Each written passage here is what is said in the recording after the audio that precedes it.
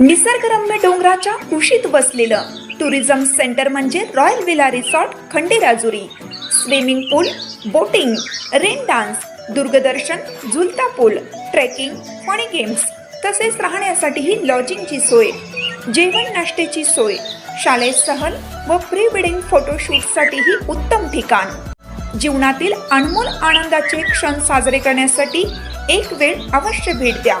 Royal Villa Resort Khanderajuri, Sitewadi Khanderajuri road, Khanderajuri, taluka Miraj. प्रत्येक बातमीतील घटनेच्या वास्तविकतेची तुलना थेट पाहत रहा चांगली अपडेट. मिरज तालुक्यातील मल्लेवाडी गावाजवळ मिरज सलगरे रोडवर दुचाकीची ट्रॅक्टर ट्रॉलीला पाठीमागून धडक बसल्याने झालेल्या अपघातात पती पत्नी जखमी होऊन यामध्ये पतीचा मृत्यू झाल्याची घटना घडली आहे.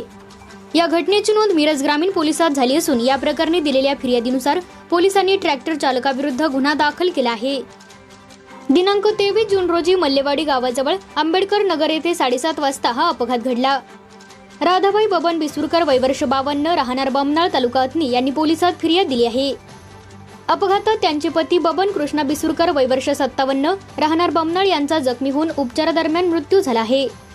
ट्रॅक्टर चालक भीमराव अप्पासू वठारी राहणार कनेरी नांदणी जिल्हा कोल्हापूर याच्या विरुद्ध मिरज ग्रामीण पोलिसांनी गुन्हा दाखल केला आहे. ट्रॅक्टर क्रमांक MH09 CJ 5591 व इलेक्ट्रिक दुचाकी क्रमांक MH51 H7815 या वाहनांचा या ठिकाणी अपघात झाला.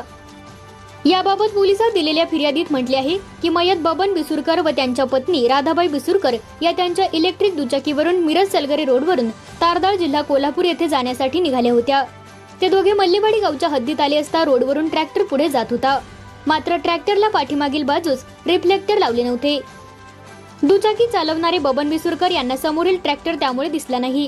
त्यांच्या दुचाकीची ट्रॅक्टरला पाठीमागून धडक झाली.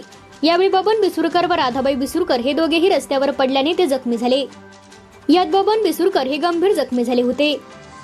त्यांना उपचारासाठी मिरज शासकीय रुग्णालयात दाखल करण्यात आले होते. मात्र उपचार दरम्यान त्यांचा मृत्यू झाला आहे.